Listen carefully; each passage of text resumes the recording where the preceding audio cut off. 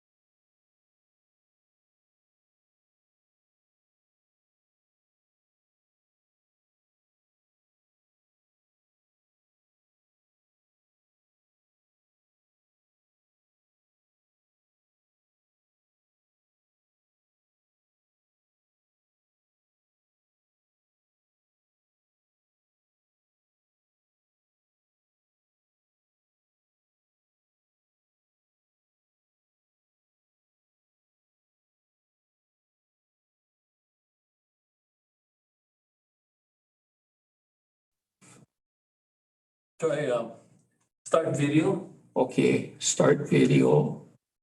It says Logi Rally camera Okay, here. no, but try and click on it to get the red bar off. So that the system, Okay, click on it. no. It Oh. does, how come? Yeah, I got it. I got plugged in over here. HDMI is plugged in, right? Yeah, HDMI is plugged in over here.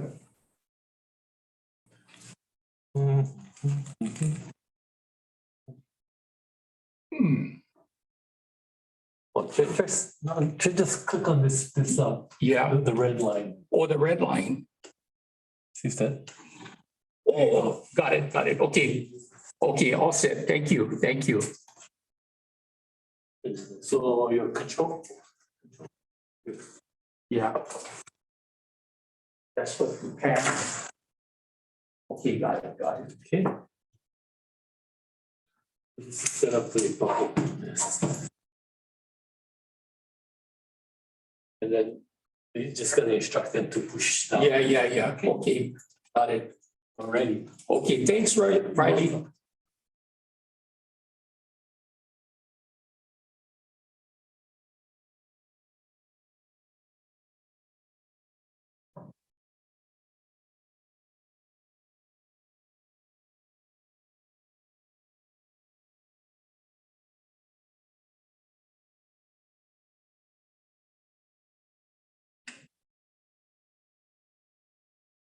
Test.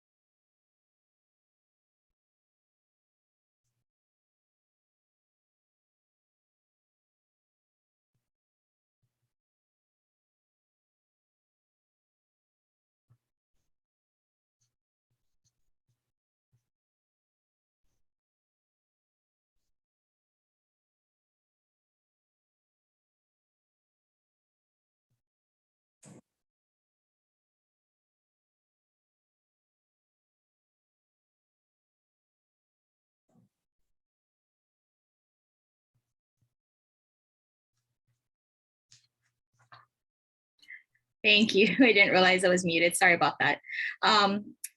It is 1:08 p.m. We're going to call the meeting to order because we do have 9 council members present, so we have quorum.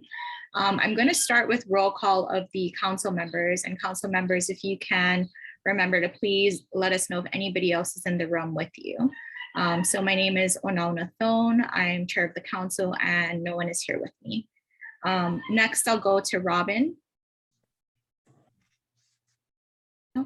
Hi, good afternoon, everybody. I'm Robin Kay. I'm by myself living on the island of Lanai, probably next door to Rachel, but she can't hear me. Thanks, Robin. Okay, Ron. Ron Terry from the island of Hawaii, here by myself. Thanks, Ron. Roy. Roy Abe from Oahu. I'm here by myself. Gordon. Gordon Scruton from the island of Oahu. I have my headsets in, but I do have other people in cubicles next to me. Okay, thanks, Gordon. Tessie. Oh, you're on mute, Tessie. Tessie Kinnaman, Kauai, all alone. Thank you. Rachel. Well, Rachel Sprague from the island of Lanai, and I'm alone. Thank you. Mahina. Hello, everyone. Mahina Tudor from Oahu, and I'm here by myself. Thanks, Mahina. Steph. Hello, everyone. Steph Dunbar-Co, and I have my 11-year-old son next door. But other than that, I'm here by myself. Oh, hello, Steph. Okay, I'll go now to our ERP representative. We have Les Segundo here with us in Yes. room 405, correct? That's correct. Yeah, by myself. Okay, great. And RAG Delaney Prescott Tate, thank you for joining. Okay, now I'll go to members of the public, if you don't mind just identifying yourself. I'll start off first with Laura M. Hi, I'm Laura Meisinger. I'm a senior economist at DBET, the Research and Economic Division, and I'm standing in for Dr. Roos. So I'll be observing, and if there's any questions from my department, I'll do the best to answer those. Thank you. Thanks, Laura. Angelianne Racinto. I'm Angelianne Racinto. I am an office assistant for the Coastal Zone Management Program for Office of Planning, and I'm just observing. Thank you. Kara Kimura. Hi, I'm Kara Kimura. I'm a project manager with HCDA, and I'm just observing. Great, thank you. Kara Kadota. Hi, I'm Kara Kadota. I'm a planner at SSFM and I'm just observing. All right, thank you. And then Panemea Tonga, welcome back. Hi, aloha. Panemea Tonga, operating engineers, local 3, just observing. All right, thank you. And then another member, Mahina, oh, sorry, not Mahina, Maka'ala Ka'amoana just joined us, apologies. You can go ahead and state if anybody's with you. Thank you, Chair. Maka'ala from Kauai. I am alone. Okay, thank you everybody for bearing with us as we go through, longer than normal roll call. And welcome to all the members of the public and our stand-in AG for today. The first thing we have, I don't see actually Mary Alice Evans yet. So I'm going to go ahead and defer the OPSD director's report. Ron, I did include an exemption committee update if you wanted to. I know there was no exemptions meeting today, but if you wanted to just give us an update on where we stand.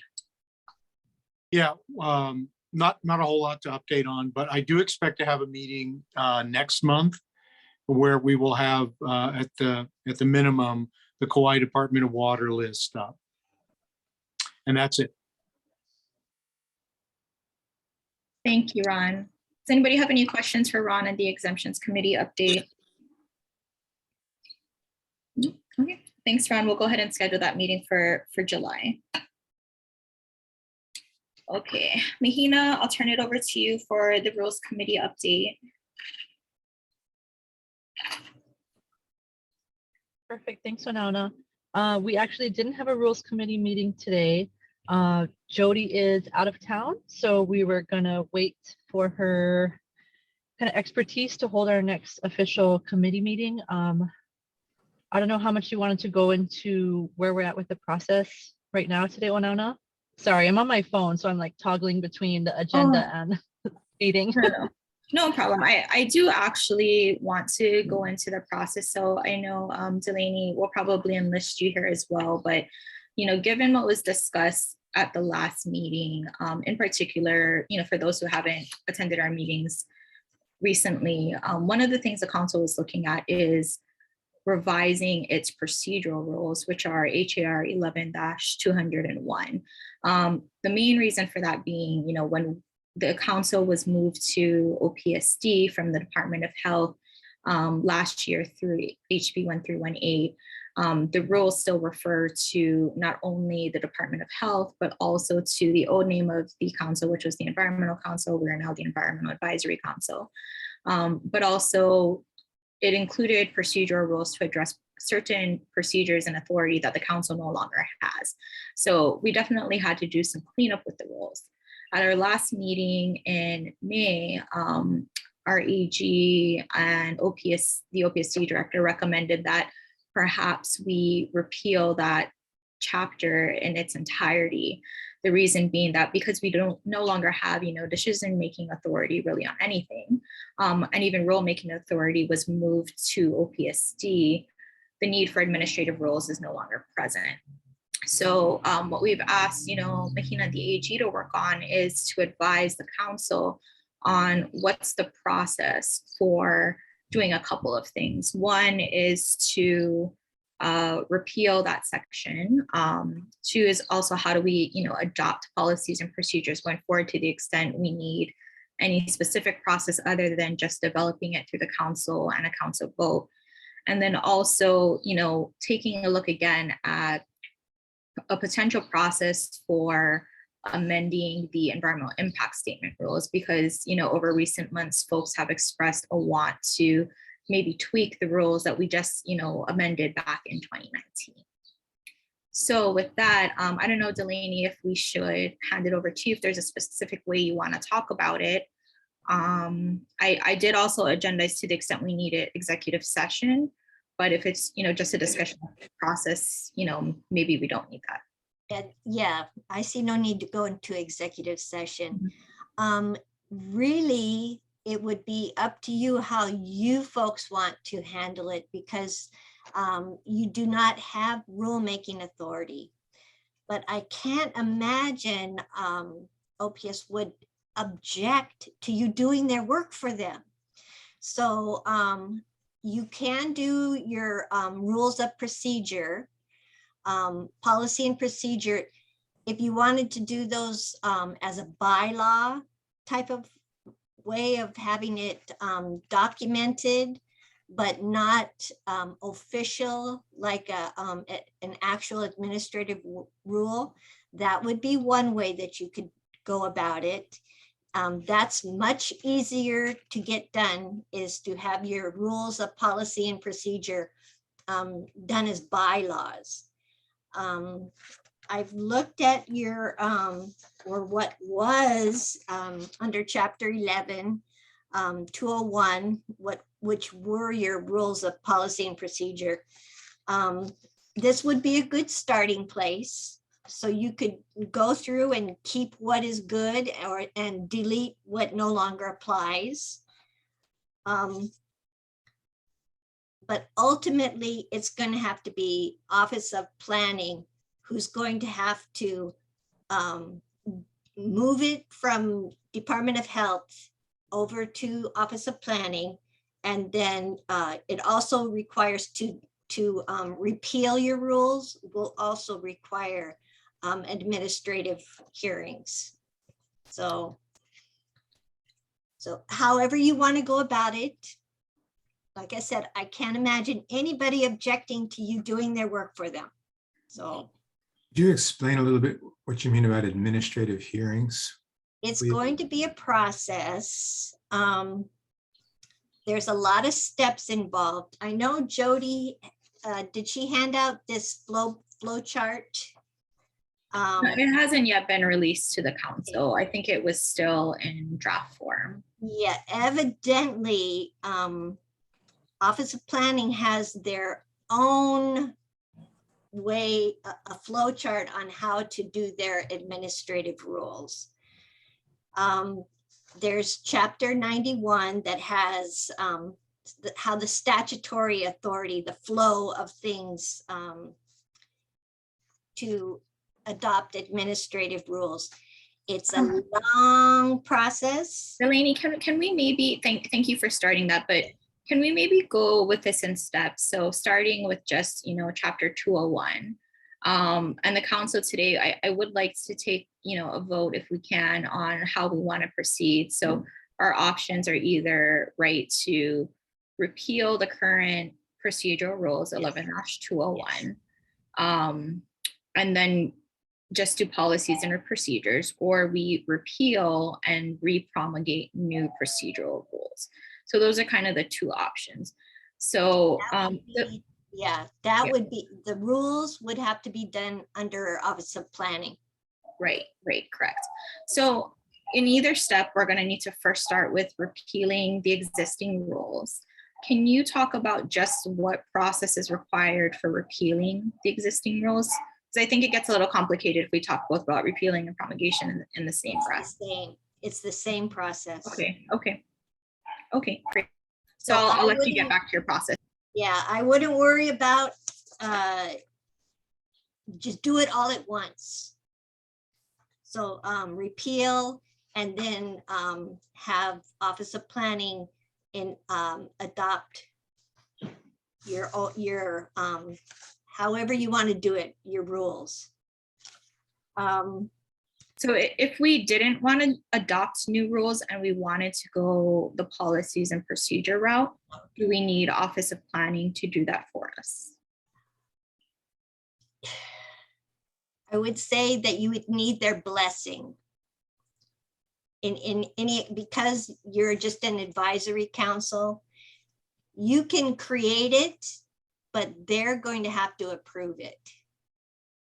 So you're, administratively attached. Okay.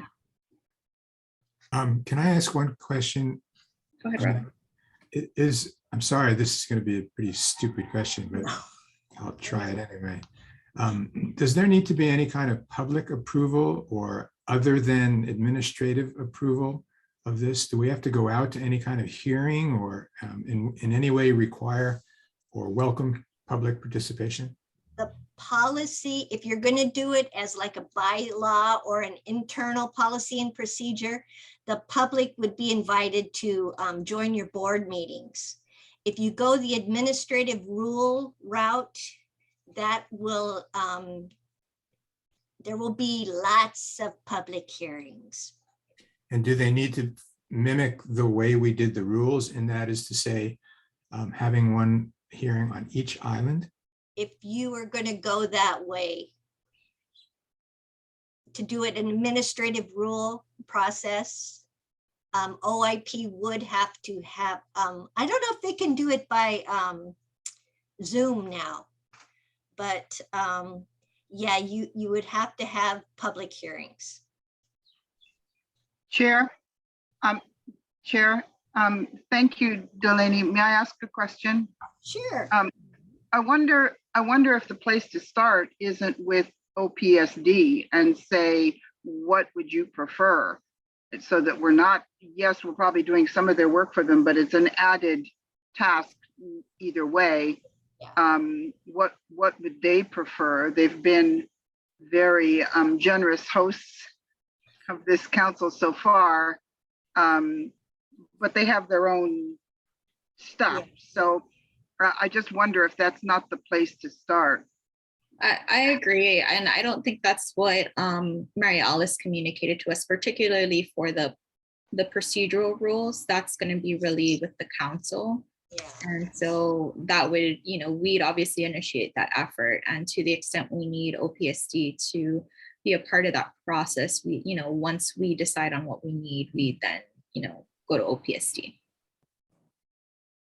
exactly, because they're gonna have to be doing the brunt of the work.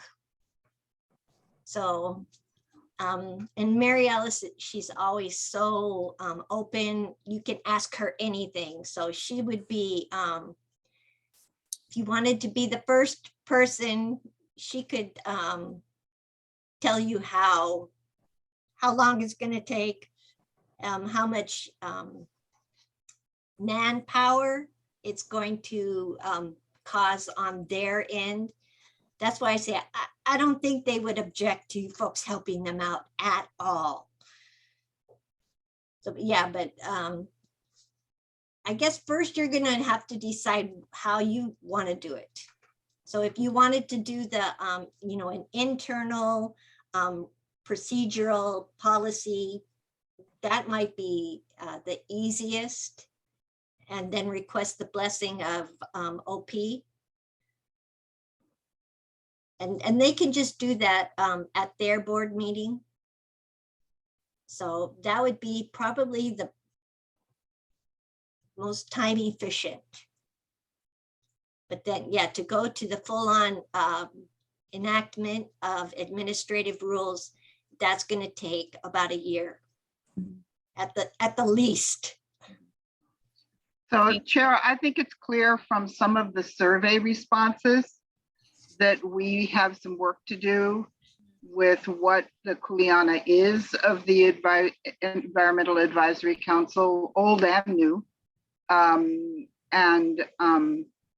not looking for expenses or more work, but I don't know how many opportunities we might have to actually explain what we do have Kuleana for and what we don't.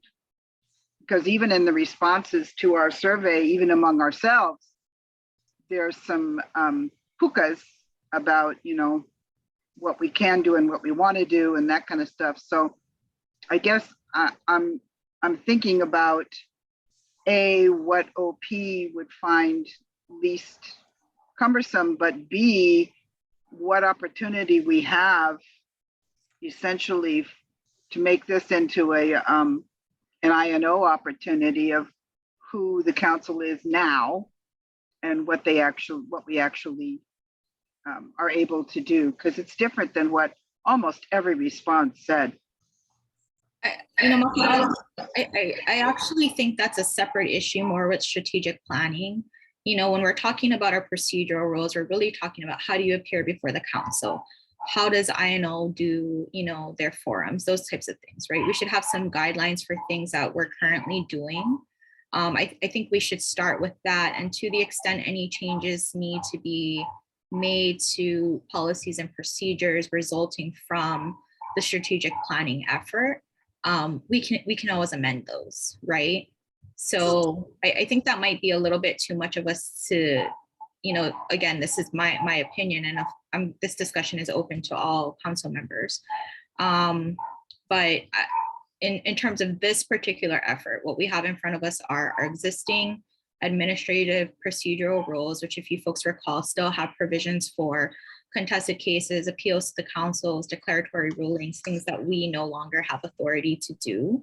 So I think cleanup wise, we should address that first. You know, my thought is that no matter which route we take, we are going to first repeal HER 11-201 because a lot of those rules don't apply.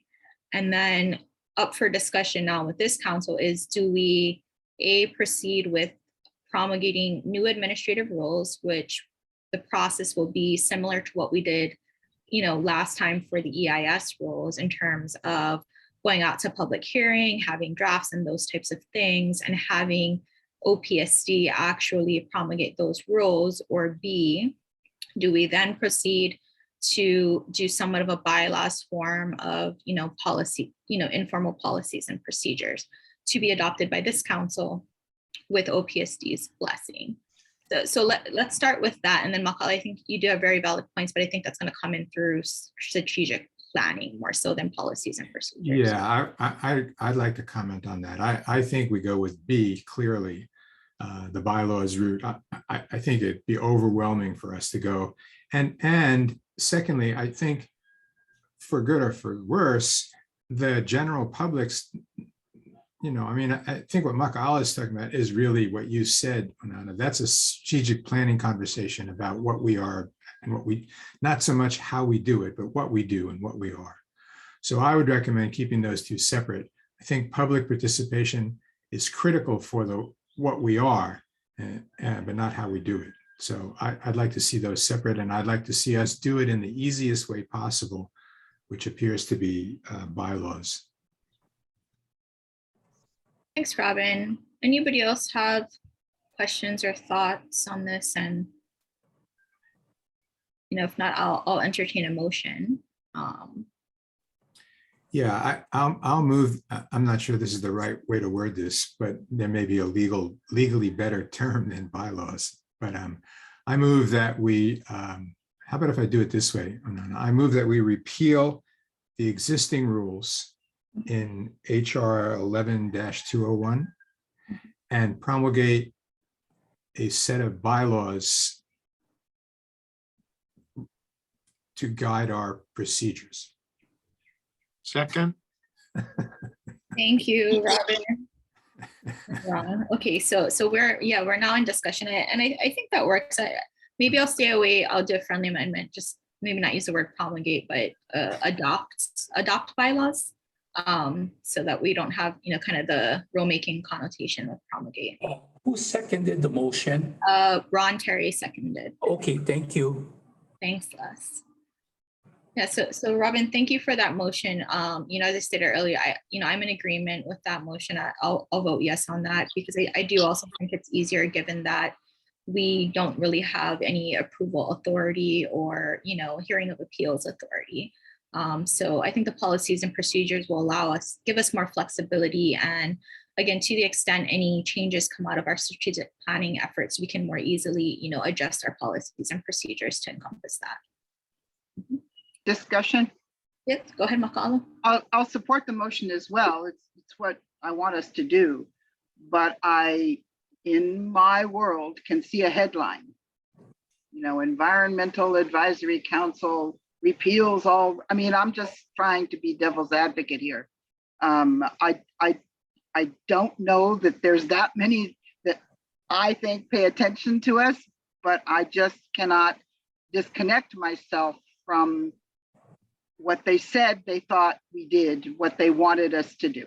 So I'm just using that as the only measure I have for what the response might be. So whenever we put something like that, when we put that out, we certainly need to be clear. What happened at the legislature, it's one sentence, but I think it needs to be a complete thought. Absolutely. Yeah, we'll explain the reasons for what we're doing. And it's going to take time. So you can do your bylaws first and then get rid of the repeal the 201. Okay, any further discussion on the motion? Okay, and of course, members of the public, if at any time you have questions or input, please feel free to chime in. Nina has her hand up, I think. Oh, go ahead, Mahina. Sorry. Thanks, Robin. Sorry. No, I'm sorry. Thanks, Robin. I'll just add really quickly that I support the motion, and I just to throw out another possibility if we want to call them bylaws or guidance, perhaps, but I feel like that route offers us a lot more flexibility, just because we can change it a lot more easily down the road if we need to. And yeah, I'll leave that there. Thanks.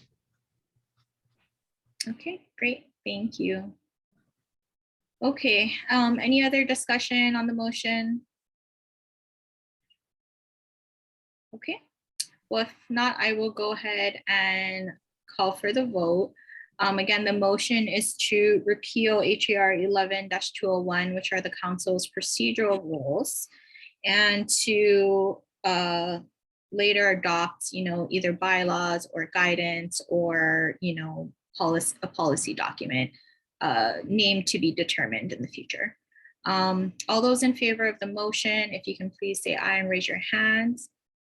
Aye. Okay, do we have, it is unanimous for the members here, so I will not go through an individual roll call. Thank you, everyone. All right, and I see that Mary Alice Evans joined us from OPSD. So Mary Alice, I deferred your item to after the Rules Committee, if we don't mind. And also note that we had one more member of the public join, Alex Leonard, if you want to go ahead and, introduce yourself. Hi, I'm Alex Leonard. Sorry, I'll get my video going here.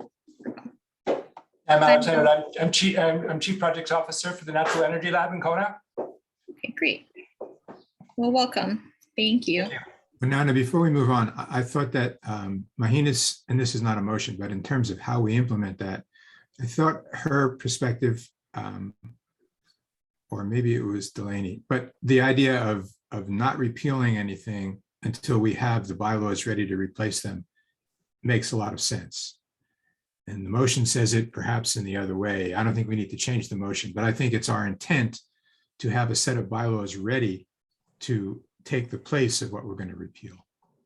So. All right, and maybe that's something that might need further discussion because the repeal process is going to take time, right? So, I mean, is there a reason to not get that process started while we work on policies and procedures? And, part of it is, again, most of what's in our procedural rules, if you folks recall, we can't use anyways. You know what I mean? So to the extent we can have these processes going simultaneously and get that done, I think it should be fine, because for the repeal, right, we're not drafting anything. It's just, we're going to repeal the whole thing. Yeah. So No, you're fine. Yeah. Okay. Okay, I withdraw my comment.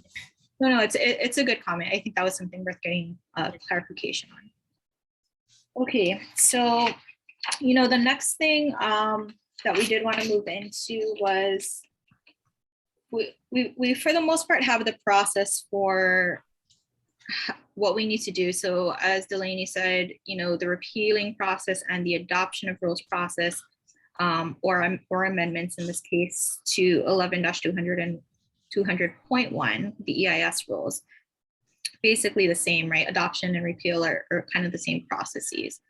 At this time, we don't necessarily have a petition for rulemaking, but I know there's been discussion to perhaps tweak certain rules.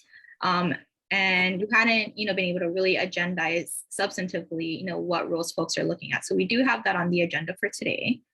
So this is really, the last, sorry, and I'm skipping ahead to the last bullet point in this agenda item number 4. So maybe we can start with that, unless you folks want to talk first about what policies and procedures we'll have in place.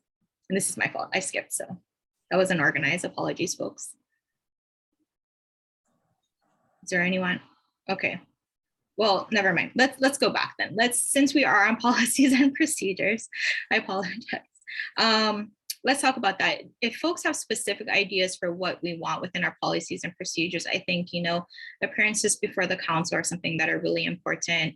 Later in the agenda, we are going to talk about how are we going to meet going forward.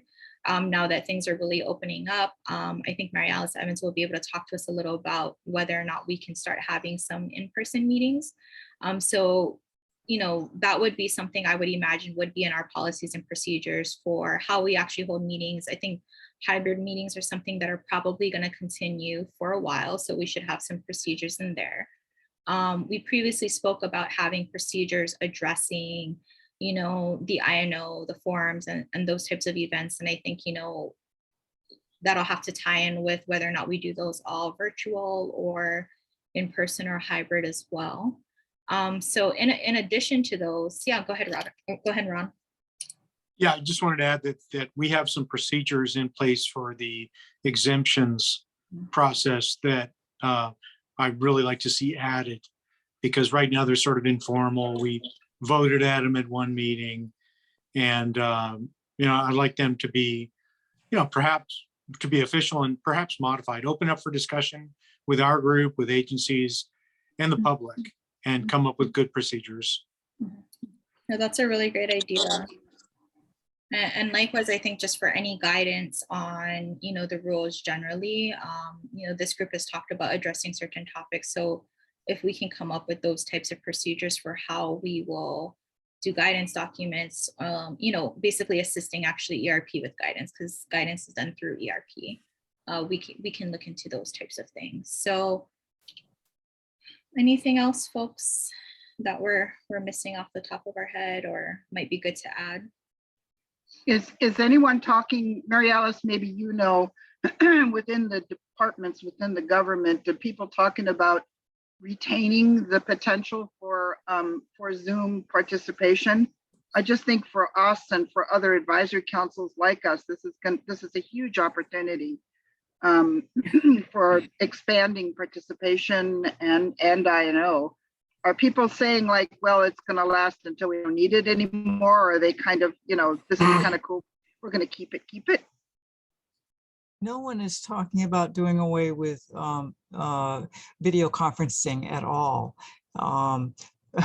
And some of the discussion is not so much around participation as it is around the cost of travel, which won't surprise any of you, I suppose. But it clearly enables, especially neighbor islanders and people who live in the rural areas of Oahu, to participate much more easily. It also enables people with disabilities or mobility challenges to participate.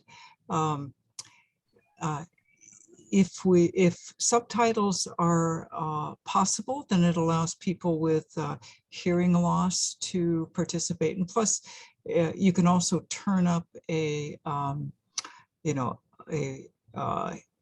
speaker on a Zoom meeting, which means that people with hearing loss can adjust it without disrupting a meeting. So it just has all kinds of advantages. There is a bill pending with governor's consideration that might have an impact should it become law. It requires that all meetings that are recorded in as a video be maintained forever and also be accompanied by detailed minutes with timestamps for every agenda item and motion. Informally, in discussing the impact of this one, we think it would discourage recording of meetings simply because it would make it too burdensome for those boards and commissions and task forces and working groups created by statute that are subject to sunshine that don't have dedicated staff. And there's a lot of those in the state. The legislature loves to create those in order to get lots of participation into state policy, but they don't like to create, support positions for those new boards and commissions. So it could be a serious burden for some programs and boards. Anyway, that's there's no, at the moment, remember, there's absolutely no discussion of doing away with video conferencing. It's how to handle the hybrid part of it, because as your staff has experienced, Les, you're over there in the Land Use Commission. Yes, I am. Yeah, conference room. It is proven not just for this council, but for other boards and commissions, challenging to manage the technology of having an in-person site and pretty much everybody on Zoom. So, we'll see how that. Right now, that's the law, and that's what we need to do. But there may be a groundswell of suggestions on how to make that more workable in the future. Thank you, Chair. Thanks, Marialis. That was very helpful. So I think we have a pretty good list of things that we're going to accompany, and I'll just go through what we talked about really quickly as a summary. So we're talking about incorporating our exemptions process, rules processes, INO/forums process, how we would handle meetings via, fully virtual, hybrid, in-person, etc. Any accompanying travel, appearing before the council generally, how we do guidance. And then one other thing I don't think we mentioned, but we should, is, doing our annual report to OPSD. So I think that's pretty comprehensive for the things that we currently do. And then again, to the extent anything comes out of strategic planning, we can go ahead and add that. In terms of policies and procedures, developing this further, my thought is that probably Rules Committee would take on perhaps the initial drafting. I think that makes sense. We can always rename the Rules Committee accordingly, but Rules and Policy Committee or whatnot. Does anybody have an objection to that? And we're also going to look at committee assignments later today. So if anybody wants to get on these committees, we can change that up as well. Seem to make sense. All right, thank you. All right, any other discussion, comments from the public on this agenda item, which is just the, getting basically our short list of what types of policies and procedures we would potentially adopt. Okay, so if not, let's go move on to the last bullet point in the section, which is now an agendized discussion of potential revisions, potential amendments to HAR Title 11, Chapter 200.1. So in any event, we will need to, at some point, repeal and repromulgate the section so that it can be under OPSD rather than Department of Health. It's currently Title 11's Department of Health, so it'll now become Title 15. We heard from Jody last time that we cannot just change the numbering. Nevertheless, the Act, I think it's Act 152 that brought us over, says that these rules stay in effect until such time as they are, repromulgated right under OPSD. So at minimum, they're going to all get a numbers change. And then we will certainly have to amend certain portions to, delete the references to appeals to the council. So that's one substantive change. And I know others have thoughts on other things. So I'll open this up to the group now for those are the things we need to do. Now, what else do you folks suggest we might do?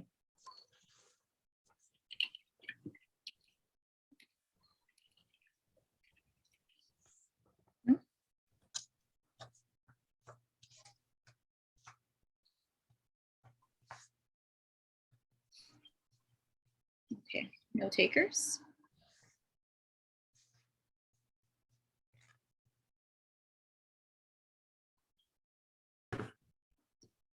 Chair, have there been inquiries for interpretations of the current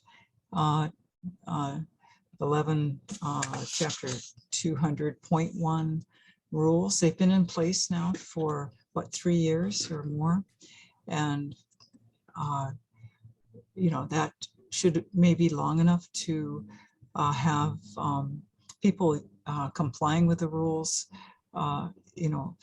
reach out and request interpretations where they may be unclear. And if one person does that, that's not a mandate for a rule change. But if there's been any areas that a number of people have asked for help interpreting, maybe that's something where clarification might be helpful.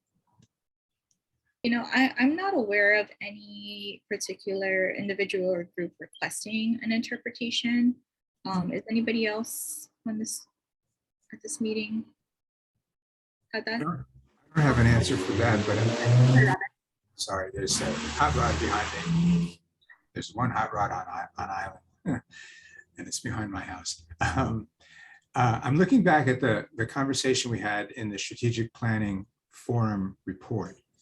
And the first one that several of you referenced was the unfinished rules business. And we said, for example, addressing supplemental EAs, records of decision, ROD, clarifying definitions, guidance documents, and amending the rules to move to OPSD. So those were some of the things that came up at the planning conversation about what we needed to do for the rules. Thanks, Robin, for that reminder. And I do recall that, and so I wanted to agendize this item so that we could actually speak about it as a council. So if anybody. And I think Ron, you, if I remember correctly, and that's always a leap of faith, you were the one that talked about records of decision. Yes, I did. And I saw you put it in quotes as if it were something somewhat problematic there. So that wasn't the reason why. It was because I didn't have a definition for it. Yeah, the record decision is a federal term of art for documents that are issued at the end of the NEPA process that formalize the findings of the EIS, and they're particularly helpful because they show what mitigation measures are necessary. And those records of decision are generally carried through on all subsequent permitting, on plans and specs for the project if it's a construction project, and further legislation, everything. So it's a distinct lack we have now.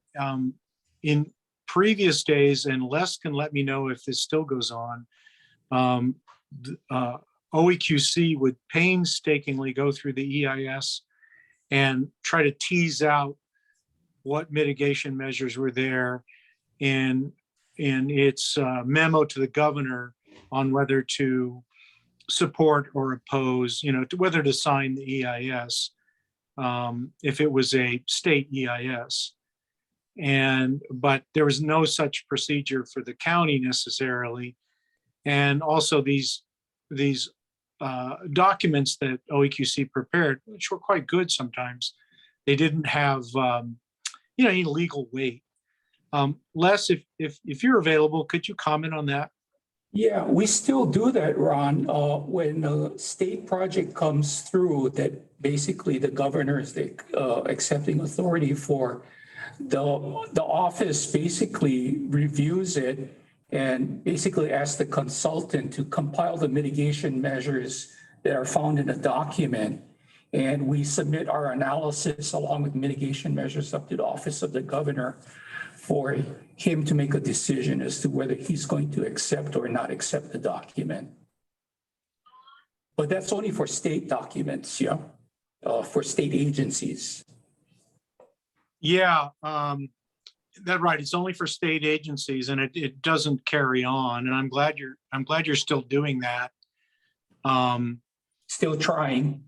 Still trying, right? Yeah. I think we could. I think we could formalize that. That was one of my suggestions. And the other was a supplemental EA, which I have heard from agencies could be very useful. Right now, agencies, if they change their project at all, they basically need to, they can do a whole nother draft EA and final EA process with everything included, nothing left out. They may or may not withdraw the old EA prior to that too. So it's either 2 or 3 different actions that they have to undertake. And I know there was a lot of opposition to the supplemental EA during the rules, and I think it was somewhat misplaced. And but I'd like to have that dialogue again. I think, I'm sorry. Can I pause here for a little while? Yes, no problem, Ron. Thank you. No, thanks, Ron. Those are definitely helpful thoughts on those concepts. Okay, so maybe while Ron's working on his video, on the clarifying definitions, does anybody recall who raised that issue? And maybe if you can give us a little bit more information on that, and which definitions in particular you're thinking we need to address. I didn't put attribution to it, so I can't tell you who said that. We do have this recorded, so Sure. it's possible to go back and see that conversation. I mean, it was clearly the section of priorities for the next year, for the next 12 months. So Yeah, I was posing the question to whoever might have suggested it at the planning, but we're missing some folks, so that might not be here today. Okay, well, if we don't remember yet, we'll have another opportunity to do that. And then on the guidance documents, I know, I can speak to that a little. One of the things that we had talked about, tackling was updating, the cultural impact assessment guidance, since that is now the oldest, kind of document, right? And now that the 1996 rules have been updated, I think the guidance was 1997. So that's something I know I've spoken to Mahina about, if we can, get going on coordinating that again, since we've somewhat made a decision on how we're going to handle our procedural rules. And are there other guidance areas? I know that OEQC did guidance for the agencies when we first promulgated the rules in terms of how and why to update the exemption list, the part 1, part 2. Right. So that's one guidance document that has been out. I think that was the biggest thing, the biggest change for the agencies, because the new rules did impose new obligations on the agencies with respect to reporting of exemptions. So, in addition, I guess, to cultural impact assessments, I think this group, we might think about how or what topics, if any, we provide further guidance on. I think there's some things that are certainly within our wheelhouse to do, but others, I'll remind folks in particular, one thing that members of the public had asked for when we were going through rulemaking were to identify specifically in the rules, what mitigation is acceptable, which we declined to do, right? Because every project's going to be different, and to do a wholesale kind of umbrella in rulemaking in our opinion at that time, was not the best thing to do. But again, since we're opening things up, that's always a topic that could be addressed again. Robin, go ahead. Will we have to follow the same procedure for amending the rules as we did for in 2019? Are we going to have to do public hearings, and if so, how do we deal with Zoom? And we have no budget for that, so what's the administrative issues behind the need to do this? Mm-hmm. Yes, what we heard from Delaney earlier is we do have to go through the same process to amend as we did to repeal the rules last time, of course, or to repeal and repromulgate the rules in 2019. That was a very large effort because we redid the whole chapter. Again, if we narrow down the issues we want to tweak, we can just amend those particular sections, right? And any other sections that might be impacted. So, in terms of how many drafts we do, all of that stuff, I think we at least have to put one draft out and at least do one public hearing, right, for to be in compliance with the statute. Now, the process that this council did the last time around was above and beyond for, really any rulemaking that the state has done. So we could do something similar to that. We can do, a truncated version of that. I think it's going to really depend on what we're changing, right? If at the end of the day, the script decides all we're going to do is change the numbers and delete the appeals references, do we need 20 public hearings? Probably not. But if there are bigger, more substantive issues that come in, I think then we have a different discussion on how we're going to do that, right? So identifying what changes we want and then reaching out to stakeholders from there. So again, I think the first step is really what changes are we proposing, and that will kind of determine the scope of, the outreach that we do.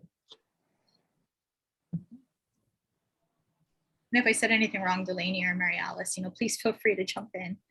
No, that sounds exactly my understanding, but I defer to Delaney since she's the deputy. And who's going to pay for it? So that is one advantage of Zoom, is that you can hold multiple public hearings without having to make travel arrangements for multiple islands. So it does allow for, in some ways, a more easier access for the public to attend and participate in discussions. And on that issue, I think one of the things, sorry, am I saying, is it Delaney or Delaney? Delaney. Delaney, excuse, thank you.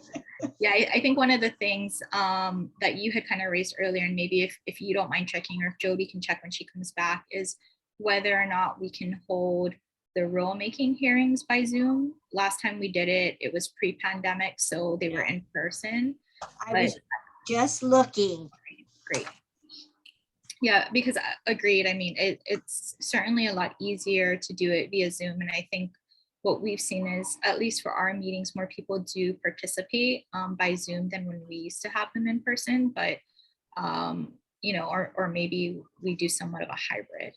So yeah, if that's an issue, we can add to your homework list for the EGs. That'd be great. Thank you. Go ahead, Mafa'alo. Thank you, Chair. I would just add that I personally don't know what the status is in our state building of that room, kind of like where Les is sitting, where members of the public can go and have access to the Zoom meeting. We are challenged in some of our public meetings here with folks that don't have the technology, don't have the skill set. So I would like to be more comfortable with the fact that it is the Zoom. I like the Zoom, but I would like to, since this is a statewide thing, I'd like to be more comfortable with just better information about the status of those accessible locations. I just don't know. Yeah, that's a good point. So go ahead, Mary Alice. It's a great point. And I think one possibility is to have rotating Zooms with a member from the island or the county at a public site on each island. So you have 4 or 5 or 6 with most of the members accessing via Zoom, but the member from that island, for instance, yourself, sitting in, say, the county's video conferencing center, which the residents of Kauai might be more familiar with, and they wouldn't have to fly over. It would be, accessible for them. With that, that's a great idea, Mary Alice. And I personally, for myself, I would be very happy to do that. I don't know which room we're using. That's kind of my thing right now. So first need to tell me where I'm supposed to go. But, sure, and I think we should distinguish. So this discussion that we started off with was really aimed at the public hearings for rulemaking, which are different, right? We don't attend those meetings as a council. We'd have a hearing officer conduct them. You have a choice. I think you have a choice of doing either. I think we couldn't have everybody, like we can't have a quorum, right? If I recall correctly from the last time, I think we did have members, a member or 2 attend on the certain islands, and folks can step in if they remember. But I thought there was a reason why we did not say all members come to all of the public hearings for the rules. I attended the ones for Kauai. I didn't say anything. I was just listening. And you were there as a member of the public, not as a member of the council, correct? Yes, I was not introduced. I was just there. Okay. Yes. What if the agenda for the public hearing did not include action, but it only included discussion, and there was a presentation of proposed changes, and then just open discussion for members of the public? I think that's different though, right? Than the actual statutory, and this is my understanding. So we'll have our normal council meetings, right? And if the council takes any action, that's fine. But at the public hearings, that's just for people to submit testimony on the proposed rule changes, right? Which is conducted by the hearing officer. So there's no action item on the Chapter 91 hearings, correct? Is that okay? That's my understanding. Okay. That's the way it worked here. I was there. There was one person testifying. There was a hearing officer. He was very good and just allowed this one person to ask any questions. There were no answers. Scott was there and I was there. And it was a well done. There, if I remember correctly, there was a cost for the hearing officer. Oh, yeah. And Mary Alice, that's coming out of your paychecks. I mean, out of your pay books. So, because we don't have any money. Now, staff can serve as a hearing officer. It doesn't have to be a paid third party professional hearing officer. I've certain, particularly where it's not hugely controversial. There's really no need to hire a, say, a retired judge or, some other,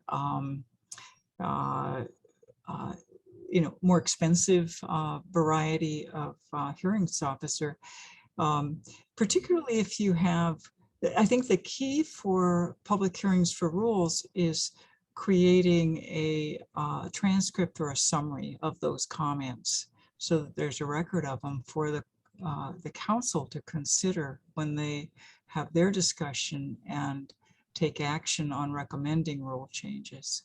That may be the more expensive part of it. Right, and I think we did have a court reporter for most of the hearings, although I did have to do the transcription from Molokai because of the wind. So that took some hours. But it's okay, volunteer time. So yeah, I think there will be a cost. There will be a cost for of course, right, the court reporter for the transcript at the hearings, I think. I don't know if that's required though, because Okay. I've sat in on a number of non-controversial public hearings on rule changes where the staff took the notes and Okay. they weren't transcripts. They did reflect, if there were comments, they reflected them carefully, but they weren't transcripts. There's certain types of boards that always use either court reporters or have full transcriptions, like the Land Use Commission and others where their decisions are subject to appeal to circuit court, and you want to have a verbatim transcript. But I don't think, Delaney, are you aware? I don't think all public hearings require that. But if you're going to have Zoom, it'll be recorded. You can record it on Zoom. But if the hearings officer is there to take notes, because they're the ones that are going to prepare the report. Yeah. So maybe that was something extra that was done on the last one because it was the full chapter. Okay, so that's something for discussion once we decide, again, the scope of any proposed amendments to HR 11-201 or 200.1. And then we can decide, what would be appropriate in terms of how do we make sure we capture all of the comments, right? And I think, Chair, that I'm going to be very curious and interested and hopeful about the test drive of the hybrid meeting that we have next time, because I'm, as I sit here now, not clear about how one of us at the table in the room is heard on the Zoom. I'm just not sure how all of that's going to work, if there's a camera that's going to shift. About that when we get to that agenda item. I will remind folks we have been having hybrid meetings. It's just that Les has been the only one that's been in the room because under the act, and I can't remember the act number, right, we can continue with video conferencing so long as we have a venue open for the public. So we've been having them. We just have not required that a council member be there. But let's talk about that when we get to that agenda item. I do want to try to wrap this one up because we have some other agenda items to go through. Do folks have any other questions on the amendment process? I think, we started talking about potential substantive edits. Ron, I don't know if you wanted to finish your thought on supplemental EAs or if that was kind of it for now. Well, no, I kind of did. Okay. My wife was yelling downstairs that it appeared my car was on fire. Greatly exaggerated. So yeah, so everything's okay. Sorry for the shaky video. But there was one other thing. I think that the exemptions, Scott's intention in writing the rules was that agencies would not be able to take advantage of de minimis exemptions until they had done a new list that was divided into de minimis and part 2.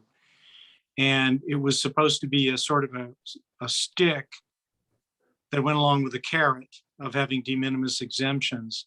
And he talked about a sort of a transition time, you know, while people got used to it. And it was something that made me uncomfortable because there's some agencies in the state that have never made an exemption list in, 50 years. So I wasn't sure how long that transition would take. As Mary Alice pointed out, it's been 3 years now, nearly, or will be in August, I guess.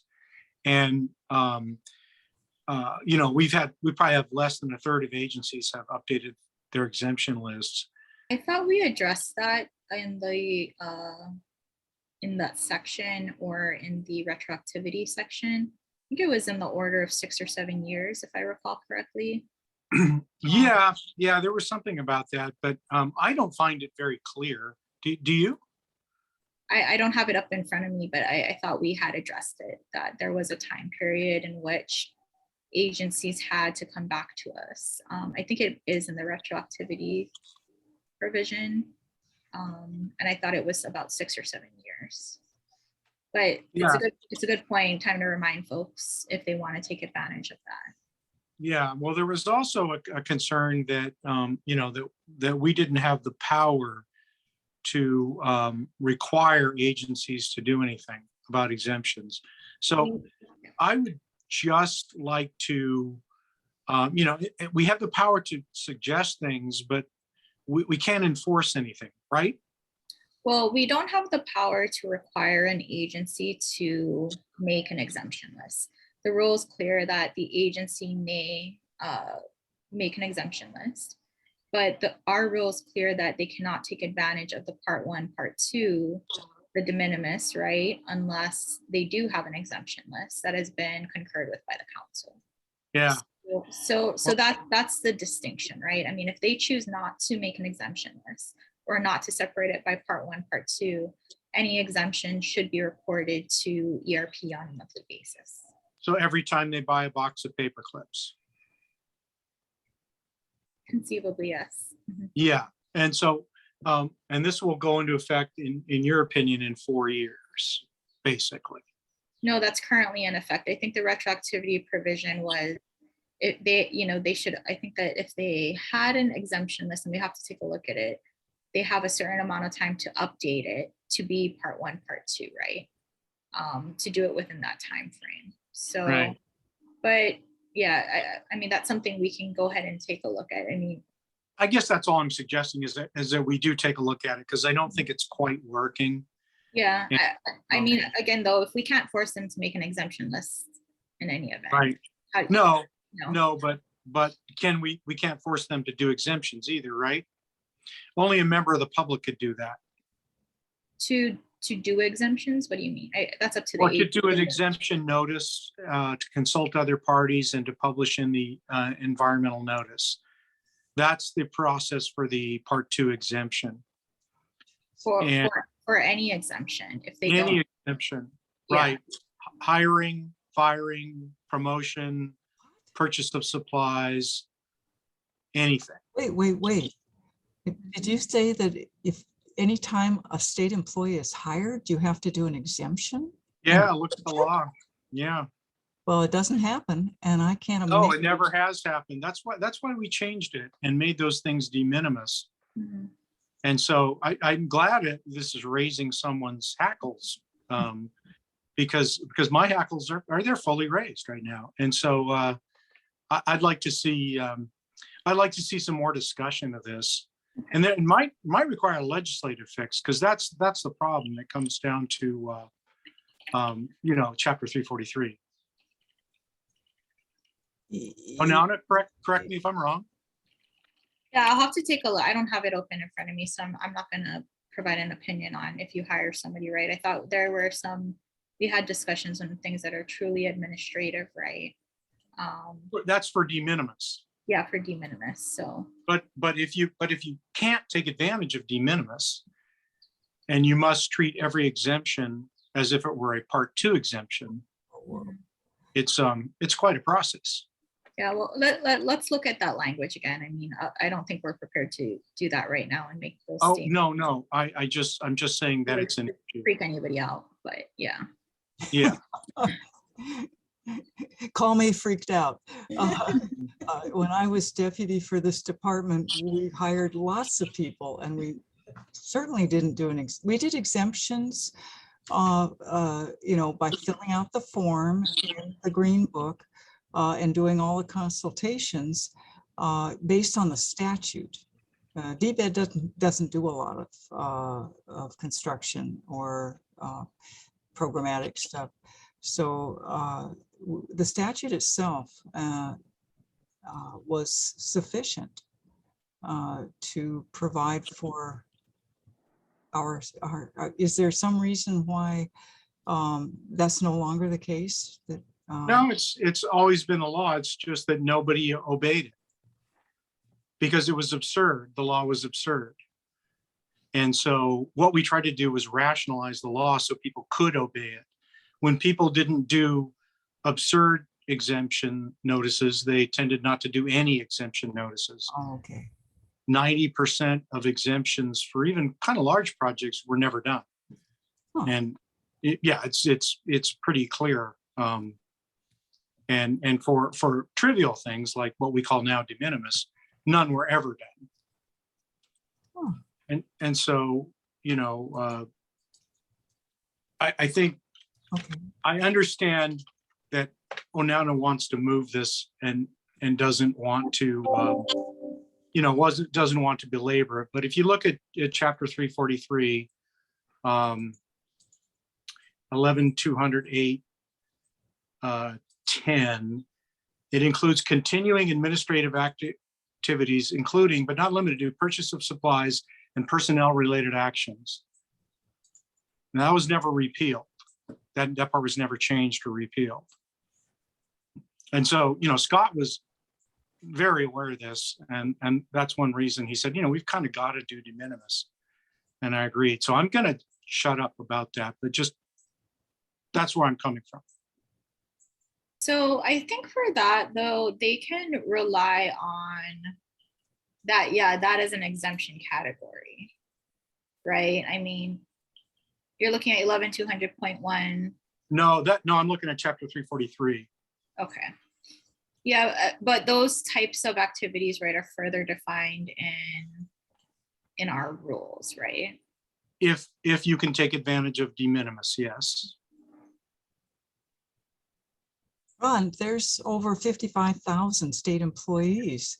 And I don't know how many county employees have been hired or promoted or whatever. And I have never once heard of requirement that you have to do a 343 exemption for every single personnel action. I think if it came before a judge, they would probably say, this is stupid. It doesn't work. It's unworkable. Onana, whatever the language is for that. But it's still in the law. We left it in our rules because it was still in the law. And we had a workaround for it, that it was acceptable to everyone. Mm-hmm. Yeah, and that might be a bug, because again, you can exempt those activities are exempt, but yeah, the point that you're making is that they need to be doing exemption determinations if they don't have a list, right? Yeah, that's my whole point. And maybe we need to think about that a little differently to conform our rules even further with reality. Mm-hmm.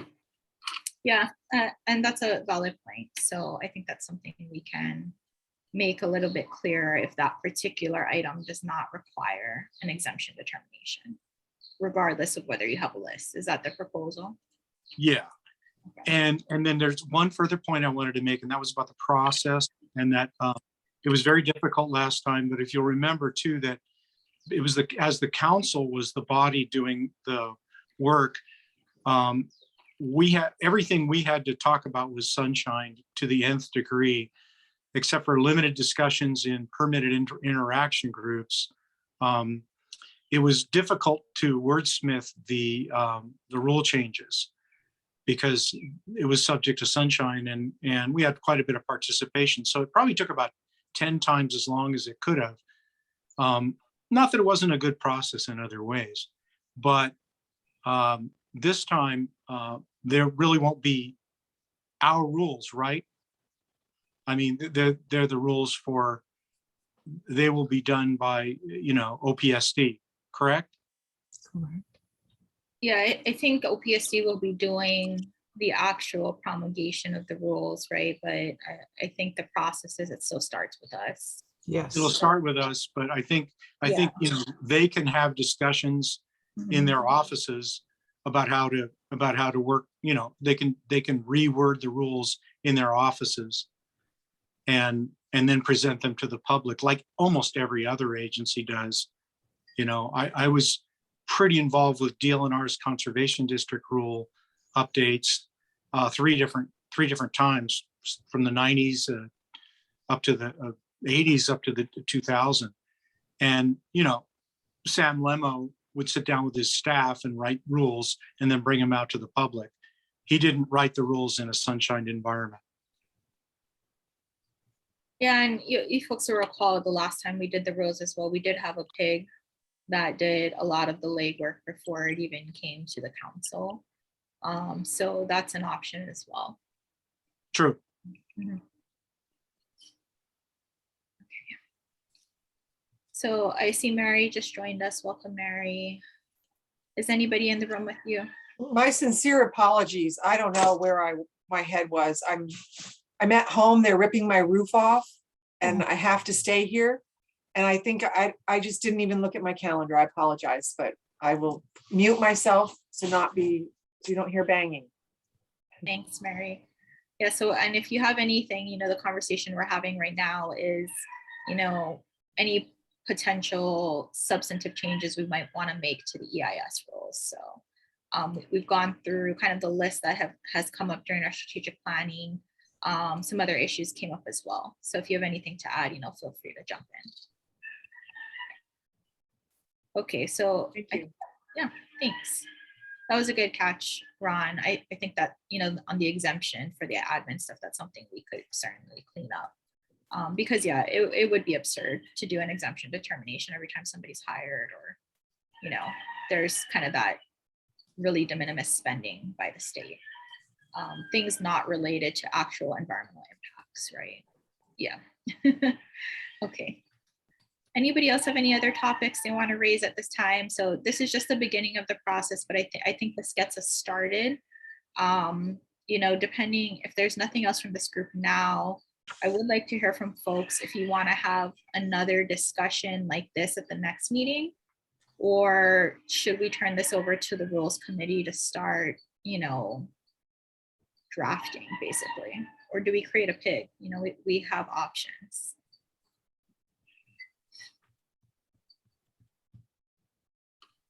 Well, the rules committee, am I muted? No, the rules committee was a pig for the original. No, there was a separate pig to address the rules. Yeah.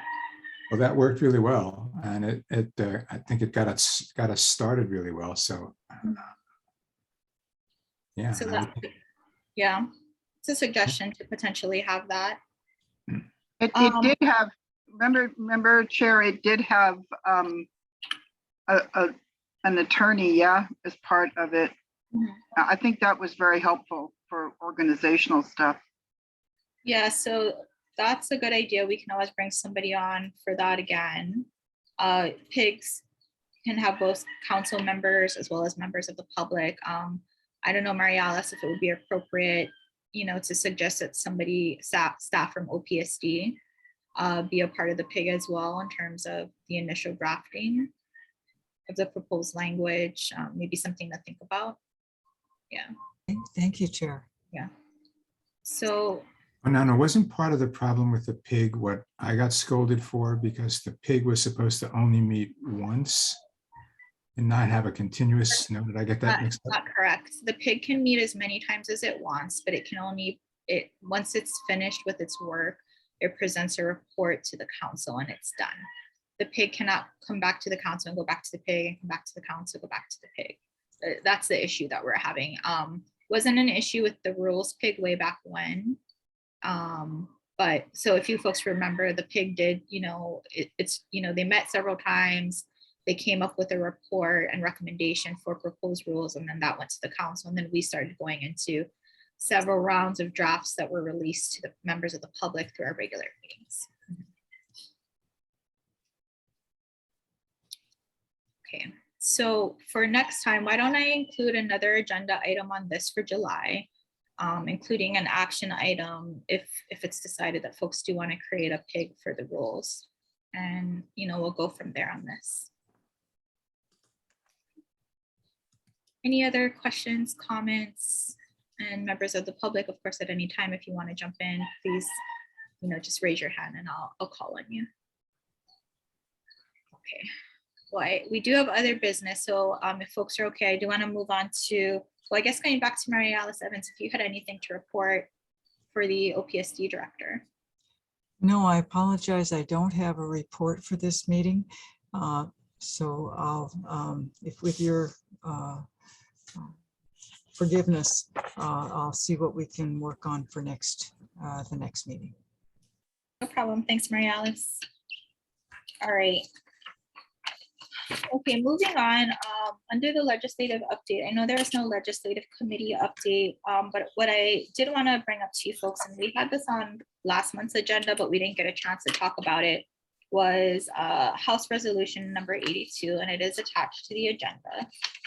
So this House resolution really directs OPSD and ERP to update, the ERP website, and I think it's really directed at the EAS library. And Mary Alice, and unless you can jump in. I know it says that it's, I kind of disagree with what's in the resolution. I don't think it's that difficult of a website to use. I do think the search function could be a little bit better in terms of searching documents, but for the most part, I mean, if you need to find something, you can find it, right? And it's great that everything is online because a lot of agencies don't have things online. But what this resolution does is it directs, OPSD and ERP to create a task force to recommend user-friendly improvements to the website. And so Mary Alice Evans, if you have anything else that you wanted to say about that, turn it over to you. Thanks. Although this is a single house reso, not a concurrent resolution, so the council and OPSD are not required to respond to it and make a report back to the legislature. I think it is our inclination, if the council would like to invite the council to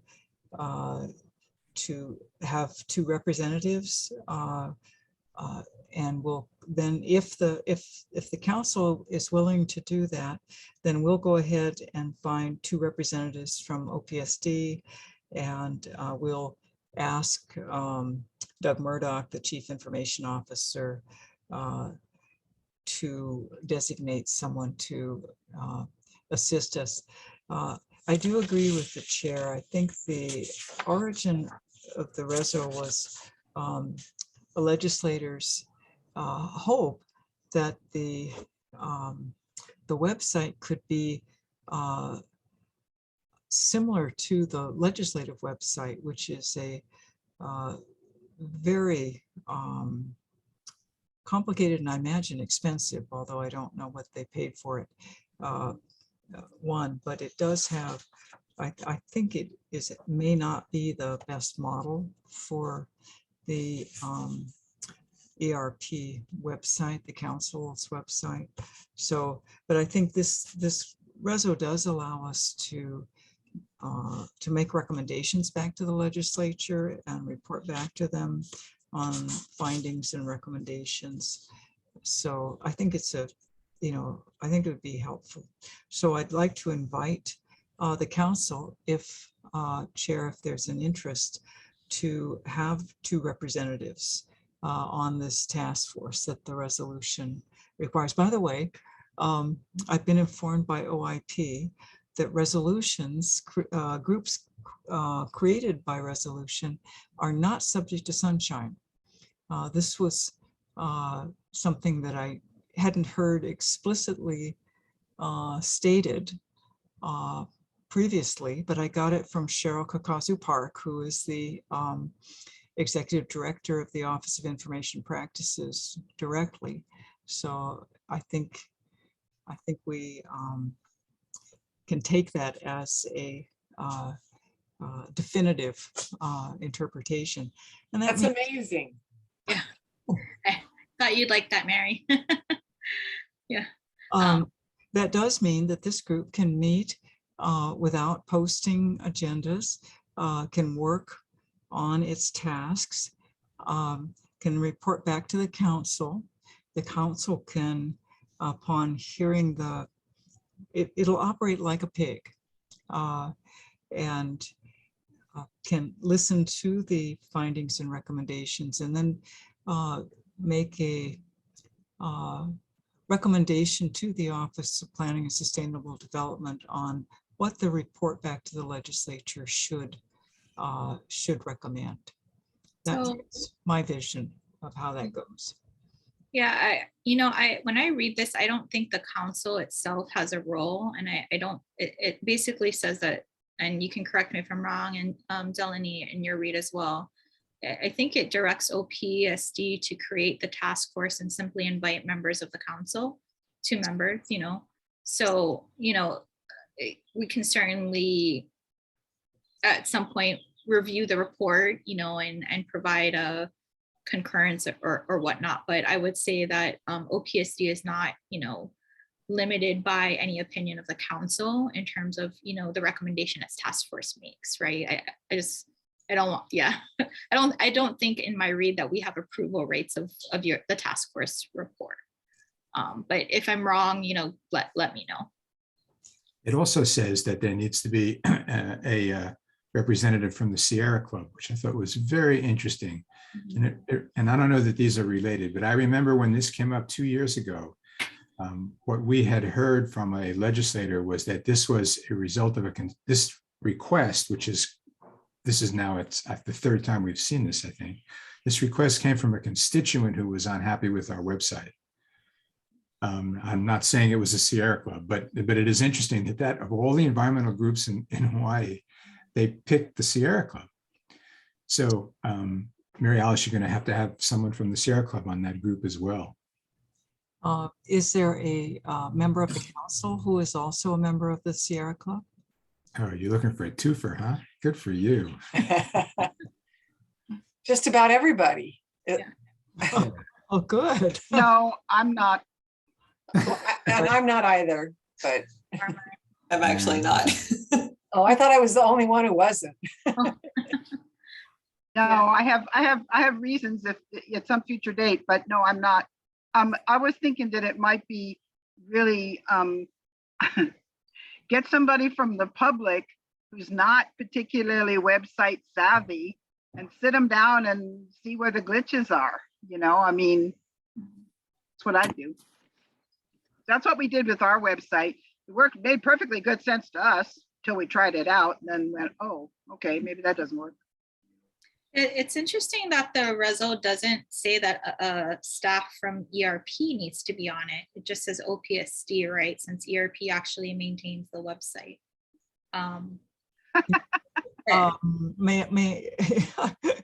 It is my intention to invite all 3 members of the ERP staff to indicate if they would have an interest in time to assist with this. Wonderful. Thank you, Mary Alice, for that. So, Anybody, council members, is anybody interested in participating in this task force? To help make the website better?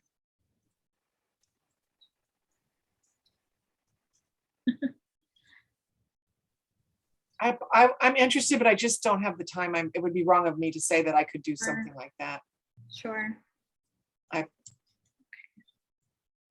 I'm not really seeing interest from others, but Mary Alice, I'm happy to join since we can't get anybody else. And I don't think you need 2 EAC members, but I think if you get one, I think that's helpful. Roy? Oh, sorry, I'm not volunteering. I have to leave for another meeting. Okay, So you I'm gonna will sign you off. will volunteer?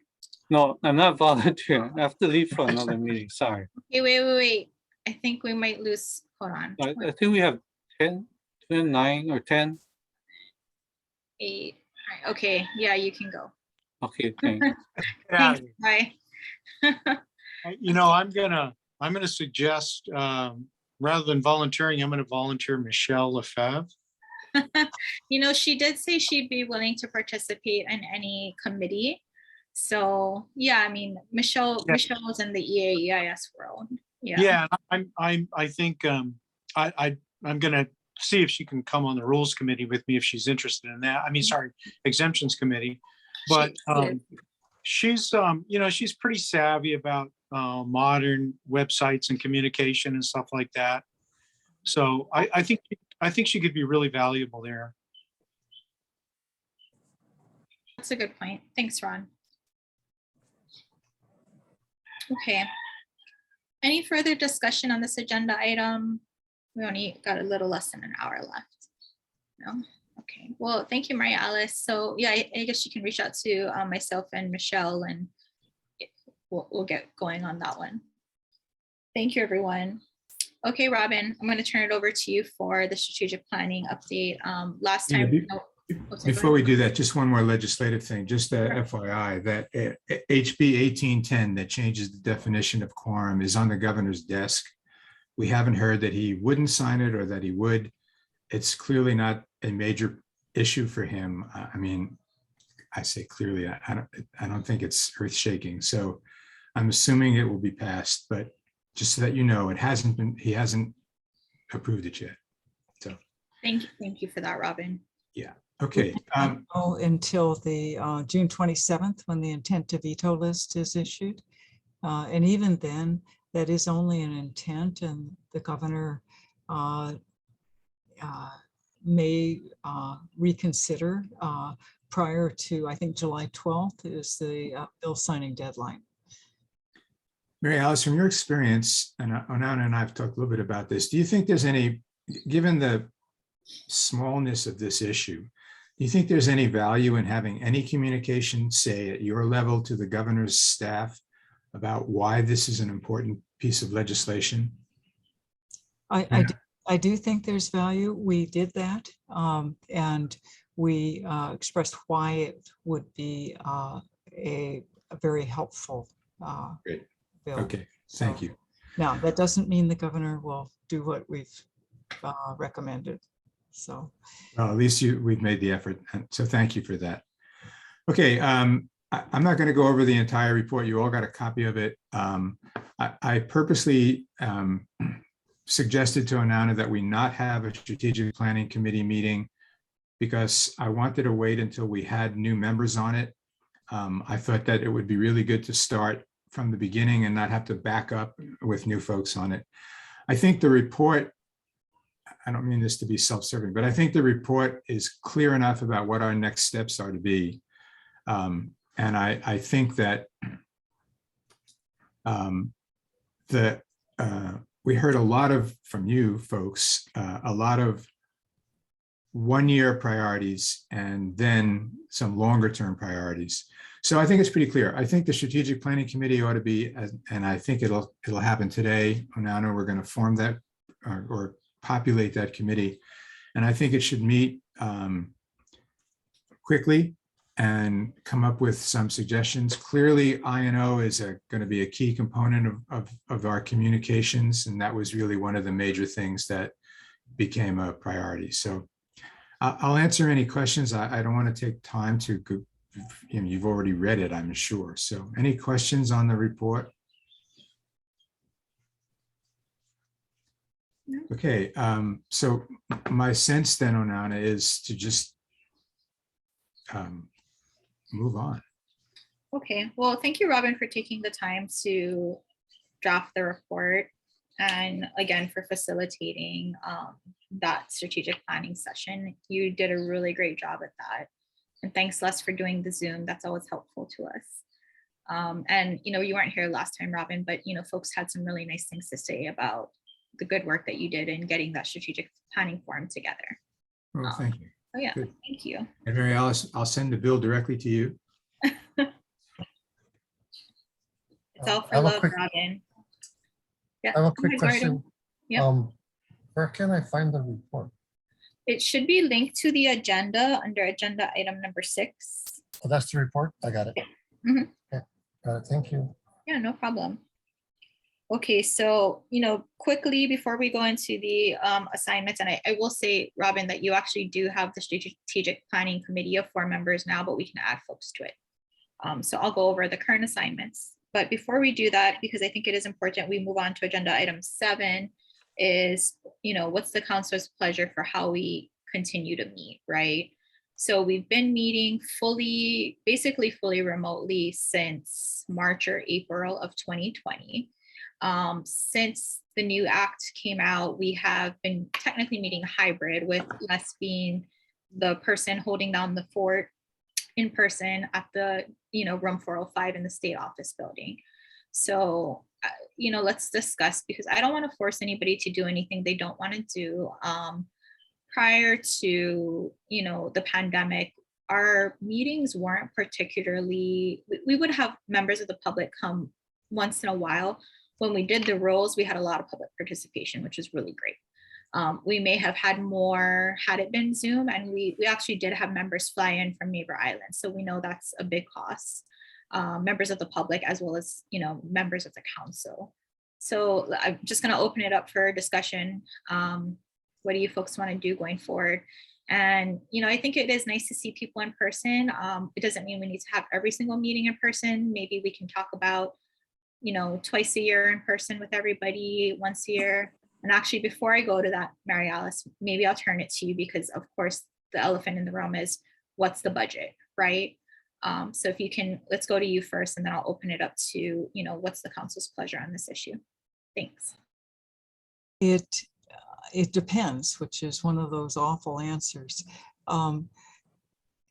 Usually the Department of Budget and Finance recommends a restriction on general funds to the governor, and it comes out as a executive memorandum on budget execution policies.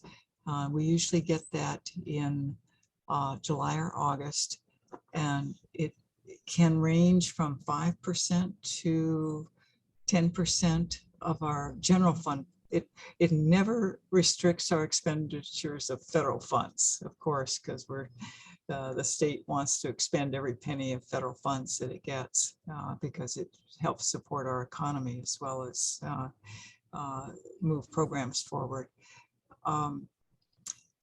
So at this point, I don't, what we do when we receive a expenditure restriction on general funds, which the ERP staff is completely general funds.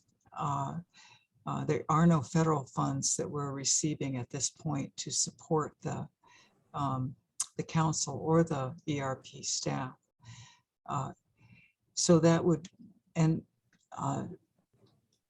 there are expenses that the ERP staff incurs, MailChimp, copier, other very monthly recurring expenses that do eat into the what's in our budget called other current expenses, which is everything but personnel and fringe benefits for our employees. So I think somehow we need to have travel funds for the members of the council for 1 or 2 meetings a year. I know we don't have enough for every month, and I think that's been the case for many years, unfortunately. And the Office of Planning and Sustainable Development did inherit the budget that the Department of Health had. And I think you're all familiar with limitations on that. Last year, when we got the budget preparation instructions, we weren't allowed to ask for more money. That was in August. We turned in a draft budget in September. By November, the tax collections for the general fund were so much improved that we were, allowed to ask for a little bit more. As you know, we were very fortunate to get the restoration of the Planner 5 personnel line item funds, but we didn't have any additional funds for what the other current expenses, which is the program funds. So we can look at that. There so far haven't been efficiency cost savings. In other words, we haven't canceled the copier contract for the ERP staff. They're on a different floor from us, and having them come downstairs to make any copies would be a considerable, actual burden on them, I think. But nonetheless, we can look at that in the context of whatever restrictions we have. And I think we could be, I don't know if we can report back that at the July meeting, but I think we could report it back at the August meeting if that would be acceptable. If that would be helpful. Thank you, Maria Alice. Okay, so bottom line, maximum, we could do 2 meetings in person, right? Of the full council. Okay. That's kind of what I'm thinking. Okay. Earlier, you and Maka'ala were having a discussion about perhaps having rotating meetings with, having the in-public meeting on different islands. Is the budget similarly restricted? Because, in that case, presumably you'd have to send an ERP staff up to that island to set up the Zoom and the room. That certainly is a less costly alternative because it's travel for one person as opposed to travel for all 4 neighbor island members to Oahu, or all the Oahu and other neighbor island members to one of the neighbor islands. So it seems like it's more likely we could do that. Thank you. Okay, folks, so with those limitations, and I'll note Stephanie did just have to leave. We do still have 8 members, so we still have quorum, we can continue. But with those limitations, okay, what's the council's pleasure and what you folks want to do for meetings? I need to know for certain that a member of the ERP staff needs to be there, because if we have those facilities I was talking about earlier, Mary Alice, that are, I think in our case, it's actually in the state building. If I don't know if that room or that facility is staffed by someone here, that's part, I just don't know. So, I don't know. The Office of Planning and Sustainable Development does not have neighbor island offices. Right. DBED only has NELHA. Thank you, Alex, for joining on in Kona. And actually their staff is, all dedicated to NELHA programs. So I don't think we could borrow staff from that.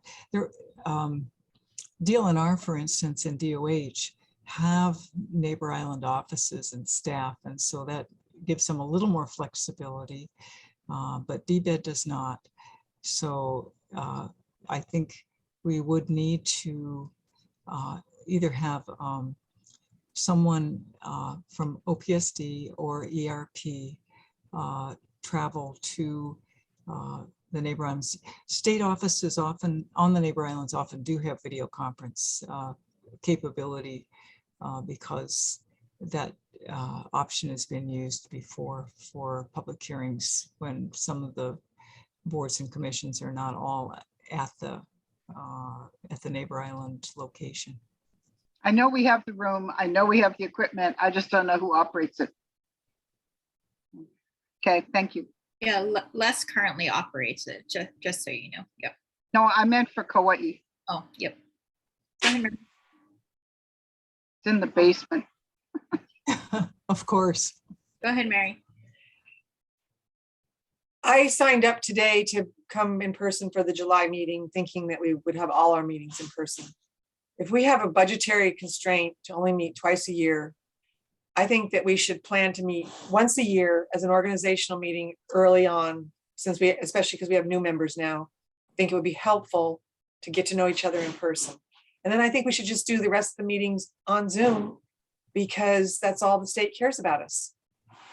So, I don't mean that to sound quite so sassy, but until they give us money, then they can't ask us to be half-baked going back and forth, and some of us going and some of us not. So we're just better off to all be on Zoom or all in person the one time and save that money for when we really need it for some reason that we've just got to be there, or we need to fly somebody into the legislature or something.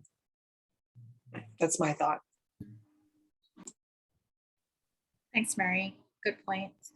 Yeah, it was very helpful for Onana and I to visit with Senator Gabbard and Rep. Lowen. That obviously it had some incredible results, not because of our skills, but because of the fact we were able to make a presentation personally. So I think Mary is absolutely right. I think, thinking maybe one in-person meeting during session, early on in session, maybe like the February meeting or something like that. And for us over here on Lanai, and Rachel, you probably fly a lot more than I do. It's just a bear flying in and out of here now. I mean, our runways in you don't need to hear all this. It's just a pain in the ass. And unless Uncle Larry gives us his private planes, it's not going to get much better. So Zoom is so much more preferable for this community. Rachel, is that fair? Thanks, Robin. Yes, I think that I always think that meeting in person is really important, and for a group to work together and be able to work well on Zoom. I think Zoom is good at maintaining existing relationships, but is not very good at helping people to build new relationships and working together. So I think that having a meeting, it sounds like at least one during the legislative session would be really valuable for the group. I mean, I would be happy to fly over twice a year if those meetings were planned, but I do think it probably is more valuable for the group if they're traveling to meet together as opposed to just sort of individual folks sort of ad hocing it. Thanks, Rachel. Ron, you had your. Yeah, I'd like to see 2 meetings a year in person. Thanks, Ron. Thank you. It's been explained to me occasionally in some detail that my dry sense of humor gets lost on Zoom. So I think there's some personality parts of us that is better in person, but I guess I'm just old. I really appreciate body language and glances and eye contact and stuff like that when we're really doing hard work. I don't think I need to be there in person for every single meeting, but I would like to opine on the side of when we get down to some nitty gritty stuff, we should meet in person. And if there's a cost attached to that, then it's up to us and Mary Alice and others to say, hey, this council has this kuleana and there's a cost attached to that, and not to just let it slide because it's, I'm not suggesting you're letting it slide, Mary Alice. I'm just saying, sometimes the legislators will look at me and say, well, you've been doing fine so far. Well, no, we probably haven't been. And we're making do. you know, and I know that almost all of us, I know for Tessie and me, when we go over, we do take advantage of that time, you know, to meet with other people and see other people. And it's often, you know, whatever council related or, you know, I mean, so for Neighbor Island, it's an advantage for us in many ways. Well, I noticed the legislature doesn't impose this on themselves. They are not subject to sunshine either. So, no, thank you, folks. Anybody else that didn't get a chance to share or comments? Go ahead, Tessie. Oh, sorry, Tessie, and then Mary Alice. Now, I was thinking out loud, thinking quarterly meetings would be good.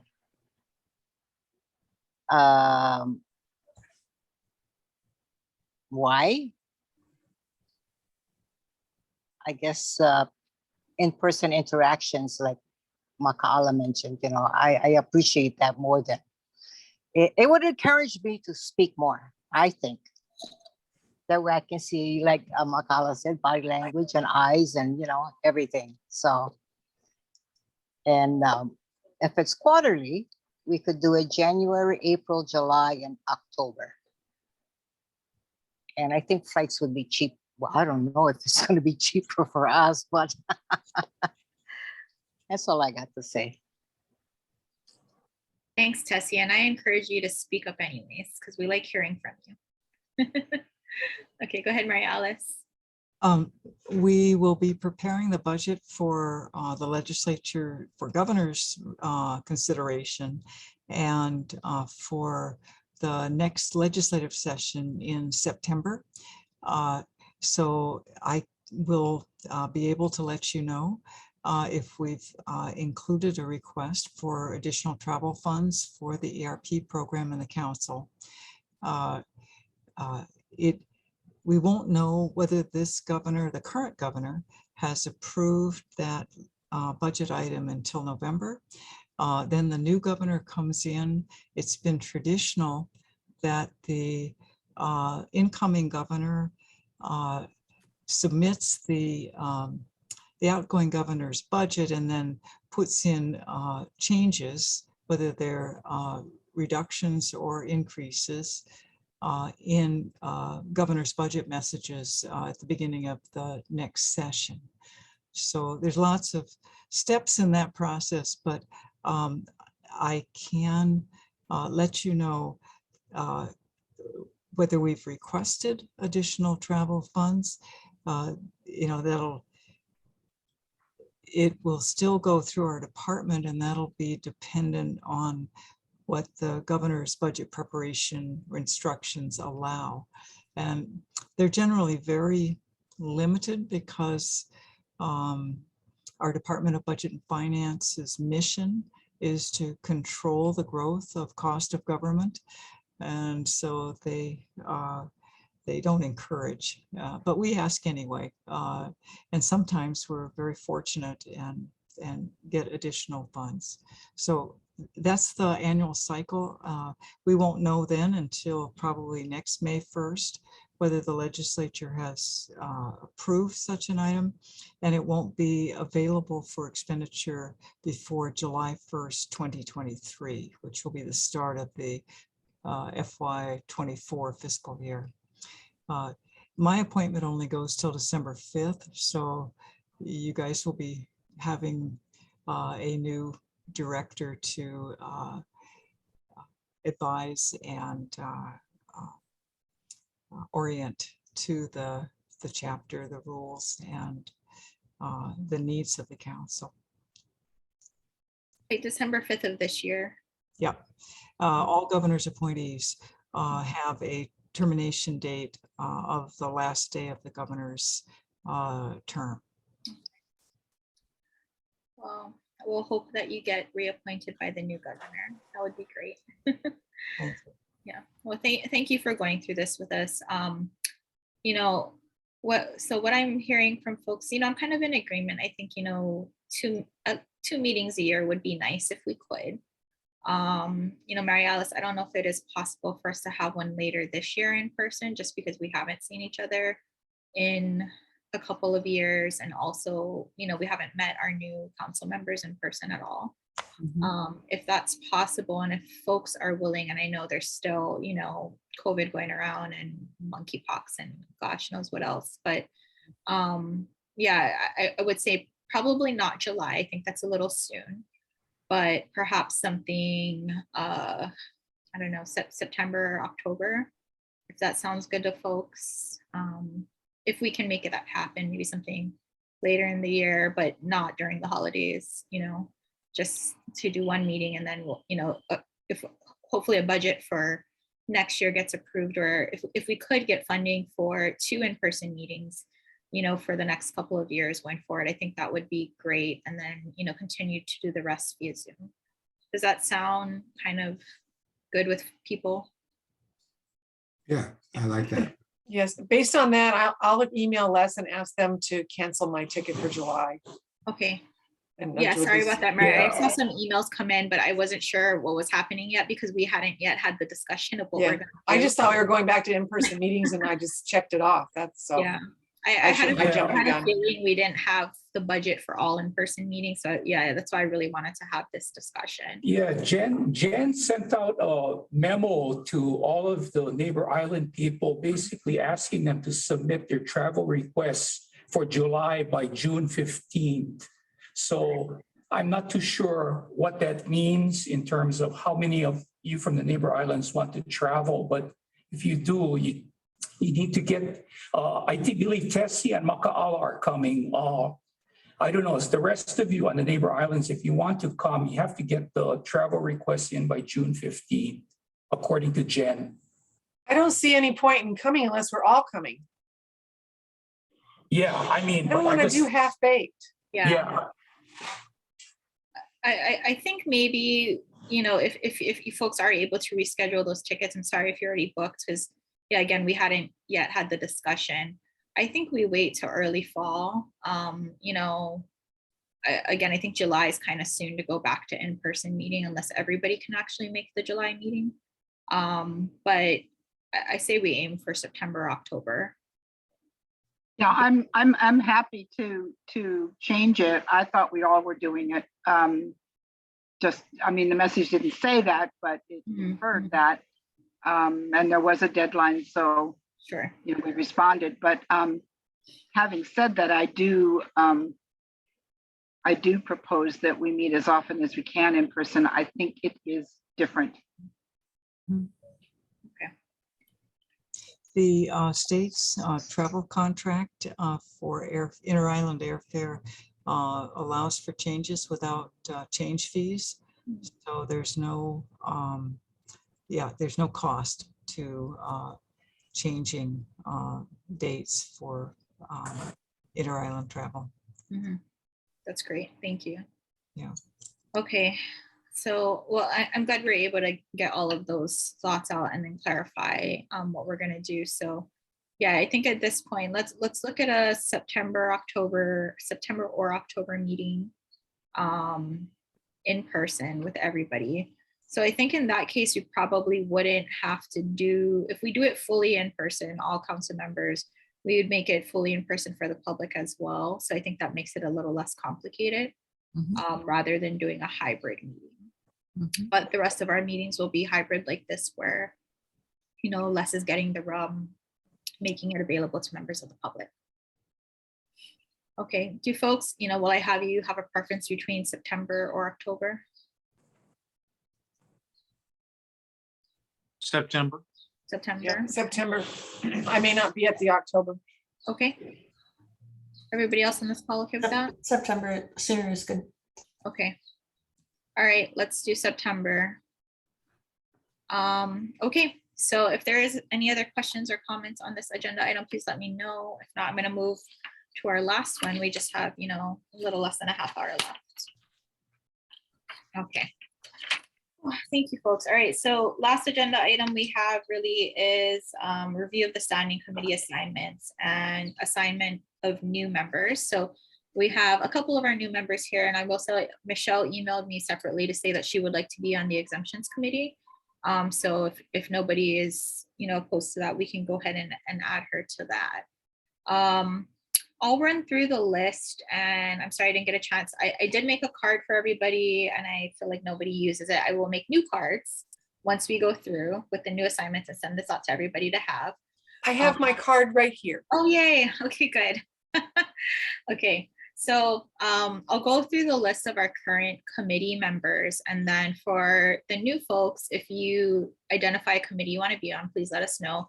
And also we can take this opportunity to shuffle, you know, everybody else if you want to change your committee. So I'll start with currently who we have on the annual report committee. I do propose that we keep our annual report committee because even though it's a much, you know, it's an easier report to prepare, we still need to do one. So we currently have Roy, Steph, and Tessie. Okay, and Tessie, you're the only one here currently there. So are you okay staying on annual report? I hope so. Okay, great. Anybody else want to be on annual report committee? It's sort of hard. I think I haven't seen the full list necessarily, or I haven't found it. So I don't want to volunteer in case something better. Yeah, okay. Yeah, right. Let me just go through what the committees are. Thank you, and who's on it. So okay, thank you. Annual report committee is Roy, Steph, and Tessie. Information and outreach, we currently have Mary, Roy, Mahina, and Dawn. Let me know if I forgot anybody. Okay. Exemptions committee is currently Ron, Makaala, Mike, myself, and Robin. Rules committee is Mahina, Makaala, myself, Ron, and Dawn. And the legislative committee is Robin, Mahina, Mary, and Mike. The strategic planning committee is Robin, Ron, Makaala, and Roy. So those are the 6 committees we currently have. Okay, and I mentioned, yeah, Michelle indicated an interest in joining the exemptions committee. So I'll go ahead and, unless Ron, you have an objection as the chair of that committee, I'll go ahead and add Michelle to that. And that brings us to 6 people on that committee. I need to get off one of the committees because I don't want to be on 3. Yeah, so Robin, you're on strategic planning, legislative, and exemptions. And I can get off exemptions, I think now, because there's going to be a new person on there, so. Okay, that works. Okay. Rachel or Gordon, were there any committees that you heard that you wanted to be on? Yeah, you know, you kind of ran down them and I didn't get to write them all down. Oh, okay, sure. I'll go through them one more time. So Yeah. Annual report, really that committee assists with preparing the report, which now, you know, basically what did we do throughout the year, goals, etc. And then we give that report to OPSD. It's a much shorter report than we used to do in the past. Information and outreach committee, you know, this is the group that really interacts with the public when we have presentations or forums. INO is the committee that, you know, goes ahead and, you know, prepares those forums, interacts with the panelists, organizes all things related to that. I don't know if you want to add anything to your scope of what you do, please jump in. We're more of the public face. We're not so much a PR committee as we are a communication tool for what the EAC is working on. And then we also want to be a funnel back to the EAC of what either the agencies or the public that are our customers need or want from us. Thanks, Mary. Okay, and the exemptions committee is in charge of reviewing the agency exemption lists that come in. The exemption committee will interact, you know, and really Ron does a lot of this, primarily interacts with the agency staff to recommend changes and get their exemption list in good shape before it comes to the exemption committee, who then reviews it and makes a recommendation whether or not to first publish the list for a 15-day comment period, and then, you know, to the council on whether or not to concur with the list. The exemption committee also, you know, reaches out to the different agencies to try to encourage them to update their exemption lists. Ron, anything to add? No, you got it really well. Thank you. Okay, thanks. Okay, Rules Committee. The Rules Committee is kind of the first line of defense for any rule changes. So this committee will work with, if there's a PIG, we'll work, the PIG will present its report to the Rules Committee, and the Rules Committee makes a recommendation on any amendments or changes to the rules. This committee also kind of does a lot more of the more heavy detailed drafting, at least when we did the last one, right? Again, we'll see what the scope of our rule changes are here, but this is a group that really takes the first shot at actually drafting language, working on getting the process together, reviewing public comments, all of that, all things rules, before presenting a recommendation to the council to vote on. Legislative Committee, this committee monitors legislation throughout the year. This committee also proposes and drafts any council-driven legislation, interacts with our legislative representatives so that we can get meetings with them. If there's any legislation, like Robin mentioned, we had a proposal to adjust quorum this year, or quorum requirements. Also, getting rid of the appeals, that was a big one we did last year. So that's really what this committee does. And then they track the legislation, make recommendations for any, action of the council to take on legislative measures, and assist the chair with drafting testimony on legislation during session. So a lot of the work is primarily during session. And then the Strategic Planning Committee is going to be in charge of taking the recommendations from the Strategic Planning Forum and we have the report from the forum, but making recommendations on, what the council should do as a result from that strategic planning forum, what kind of things we might want to take on, additional legislation we might need, etc. So that's our. Oh, okay, so I got them, and thank you for the explanation. Sure. I think if Robin doesn't mind, I'll try the strategic planning committee. I'll just volunteer for all of them. No. Well, let's try. Yeah. I think we try to keep people on like 2 max, Yeah. If you can choose 2, that I think that's really helpful. So I'll put you down for Strategic Planning Committee. And then do we lose people, or do we have other committees that meet? Roy was wanting to get off of INO, but he's not here, so I don't mean to speak for him. Oh, okay. But what does INO stand for? Information and outreach. Oh.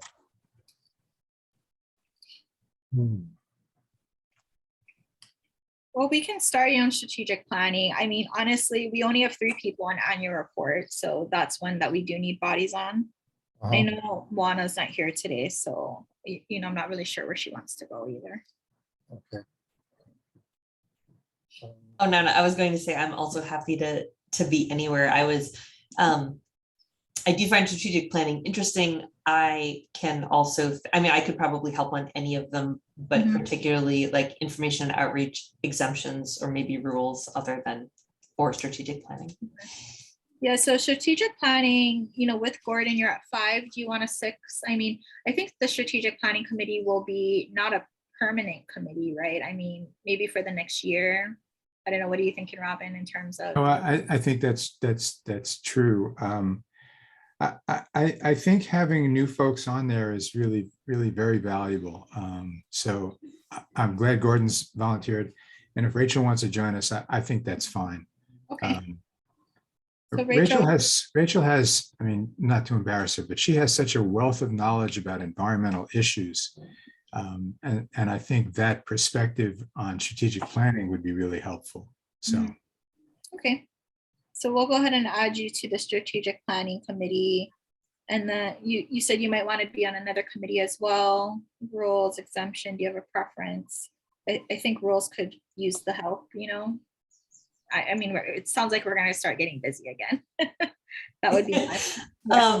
Yeah, I have less experience with the state rulemaking process, but yes, that would be fine. Okay.